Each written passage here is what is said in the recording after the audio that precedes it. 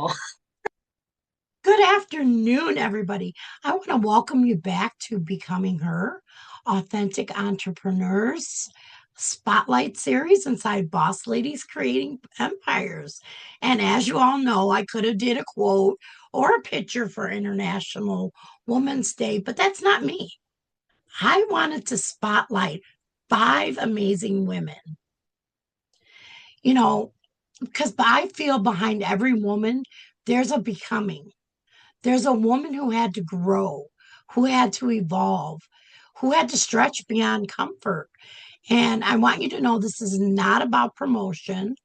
This is about story, identity, and honoring each woman's journey. So, work today, we are spotlighting an incredible woman who has stepped into her becoming in powerful ways. Please help me welcome Kath Cheng. Hi there, Michelle. Thank you for inviting me. I'm so Oh, I excited. love having you. Oh, it's great to be here. Thank you. So, Kath, can you tell me who were you before you stepped into your business and what shifted? Wow. I before I stepped into this business, I was supporting my family. I was a mum and I was supporting my husband running a family takeaway business. I was always responsible. I was Mhm. predictable. I was safe. I was the person who everyone came running to me, help me fix this for me, mum. I was the person who held everything together. And so from the outside, everything looked perfect. I had Mhm. two kids. We had a family business, and but you know, there was something that I wasn't sure what it was. Inside I felt there was something more. I felt like a restlessness, but I couldn't quite put my finger on it. And I realized that although everything was perfect, I kept pushing these feelings aside. It just wouldn't go. They kept a few years would pass, but they kept coming back. And I just knew there was something more. I was asking myself these questions. Surely this isn't it, just going to work. The kids were growing older, you know how it is. And Oh, yes. and I have yeah, and you have more time to think about, well, what am I to do, And I had it's this quiet knowing inside Mhm. when I think a lot of us, we try to push those feelings aside and think, we'll ignore them. But I think for some of us, they don't go away. If Very anything, they true. come back Mhm. louder. For Yes. me, that was that, and it hit me when I turned 50. It came back like a bang, louder. And I mean, up till then, my default was to wait. Wait until the kids get older. Mhm. Wait until they leave home. Wait until things settle down in the business. There was always an excuse. And I was always, I think it was an excuse waiting for the right time, but really there isn't never really a right time, is there? Right. And I just knew I wasn't, I wasn't unhappy. I think that's why I kept pushing it back, because it wasn't like a big, aha, oh, I'm unhappy. Things were fine. Things were Mhm. okay. Mhm. And but I think that's why a lot of us in midlife, we we don't, because it's not a big aha, things Right. are okay. Right. We just put up with it, don't we? Mhm. Yes, very Yeah. true. So that Mhm. was that was me before I stepped into this Mhm. business. That was where Mhm. I was. And I would just let that thing, push it aside. But then, yeah, on my 50th, that's when it all hit. That was the bang for me. That was the epiphany, as they say. But although I don't like Yes. using those Yes. words, when I realized that I've already put off doing anything for 10 years. And here was my husband, when I asked him how much longer till we retire, he said another 10 years. And I thought, right, that's it. I'm not going to wait another 10 years. I'll figure it out myself. And that's what Yes. started all this. Awesome. What belief did you have to release in order to grow? And I think that identity thing about keeping safe. because that's why I stayed there so long, because I thought I was being safe. And but, but I think what happened was, although I felt in a safe place, I didn't feel safe because those feelings kept coming back. So there's obviously something telling me that I need to investigate. I didn't, and I wanted to be the dependable one. I was used to being the dependable one, the one who was safe, the one who people relied on. And I think if I changed, it meant everyone else would have to, it would. I think it would disrupt everything, rocking the boat. We don't like to rock the boat, do we?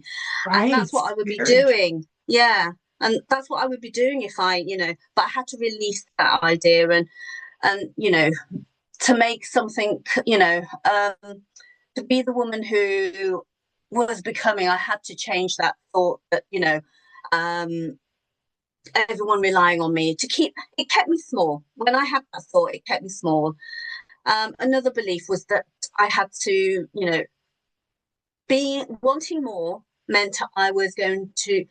Wanting more meant I was ungrateful, which I wasn't. I was No. grateful for what I have, Hmm. but I kept thinking, if I want, I should be just grateful with what I've got, and searching for something more. It sort of made me feel guilty. I felt guilty about it. But I think that's another belief I had to release, that just because Right. I want more, it doesn't mean I'm ungrateful for what I have. Um, 100%. Hmm. yeah.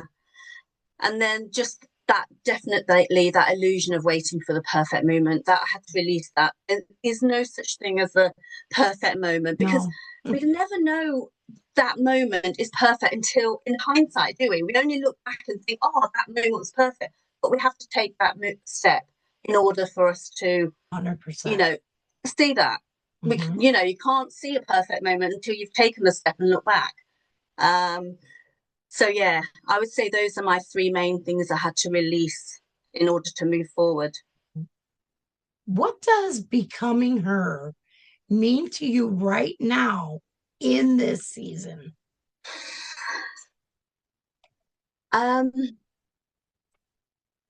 it's weird when you ask me that question, because it's actually what I actually you use as my guide, as Her MidWay principles. I have the brand Her MidWay, and I have four principles that I go by. And the first one is actually choosing it with intention over autopilot, Right. choosing what we want, life by design rather than life by Mhm. default.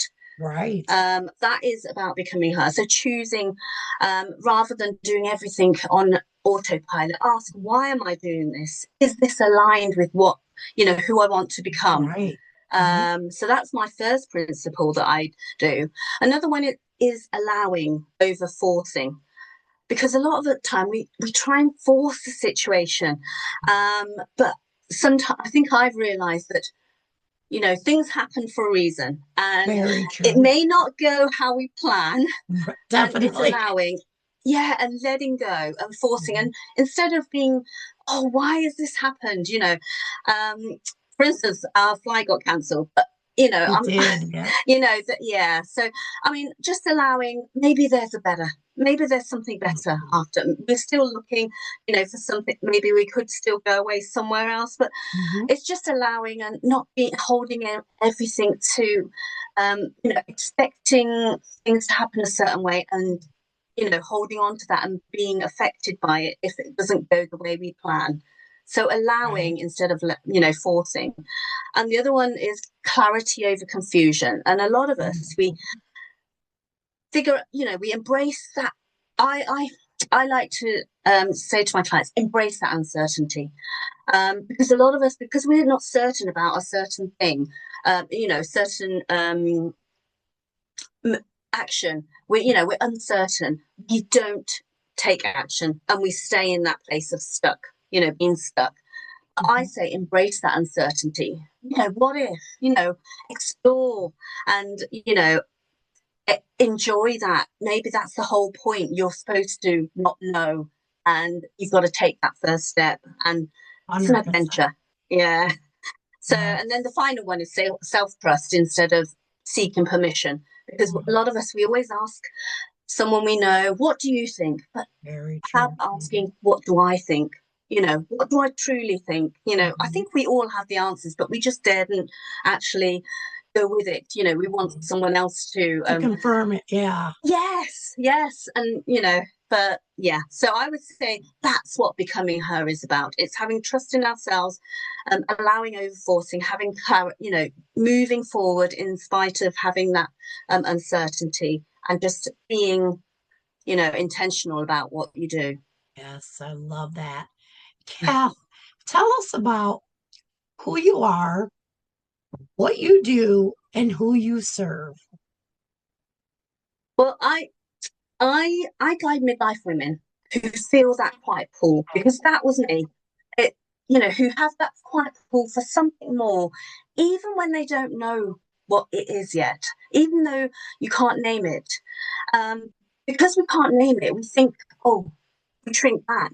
But use that as fire, as fuel to, oh, let's explore this, and get excited about it, you know.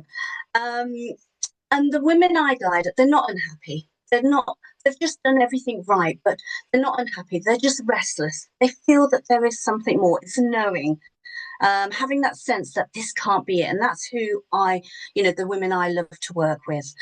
And, and I help them understand that this feeling, how a lot of us think midlife is a crisis, it's not a crisis. You're just at a crossroads, and that's it. You're at a crossroads and you're ready to figure things out. And I use that through my Her MidWay approach. And I have a framework called Dream Pathway Method as well, because I'm all about helping women gain clarity to rebuild that self trust. Because we've so many times, I think, so long we've given away that permission. We've given permission for other people to make the decisions for us or guide us. Instead, take that back, take ownership, and to start taking aligned, courageous action to what's next for you. Because this is the most exciting chapter, I feel, for us. And it's about 100%. becoming, yeah, and it's about becoming the woman who's brave enough to explore that. And that's what I do. Empower them, support them. I don't tell them what to do, but I just want to bring that out in the women I work with.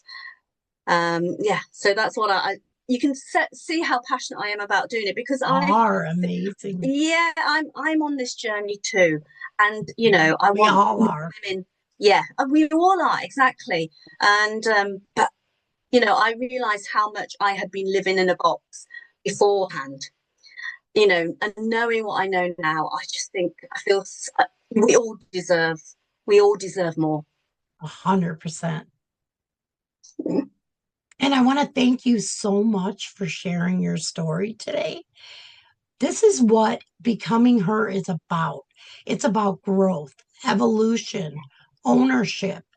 And if something Kath said today resonated with you, I encourage you to connect with her, support her, follow her, send her a message, let her know what stood out.